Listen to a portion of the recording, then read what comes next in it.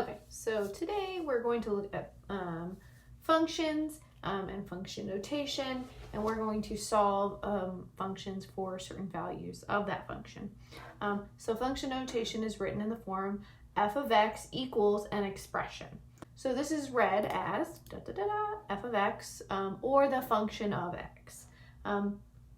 Oops, didn't mean to click on that quite yet. To evaluate a function, simply plug in the given number inside the parentheses and simplify the expression. This is the same thing as me saying, what does this equation equal if x is -3? So it's the exact same idea. We're just using function notation for this. Instead of simply x and y, we're using this special notation for it. So we're given the two functions below. We have f of x equals 2x cubed plus 2, and g of x equals 2x minus 1.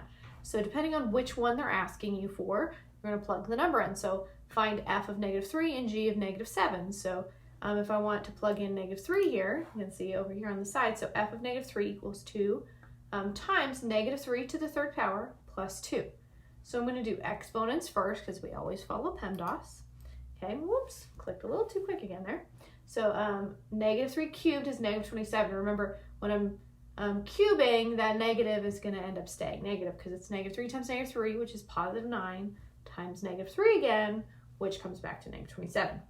Now I'm going to multiply by 2, so I get -54, and then plus 2 more, I get -52. So it's -54 plus 2, so that's why we end up subtracting. We have more negatives than positives, so -52.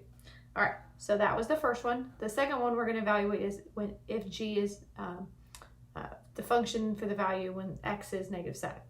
Okay, so here we have it. So g of -7 equals 2 times -7 minus 1. So we'll do our multiplication first. So we have 2 times -7 gives us -14 minus 1.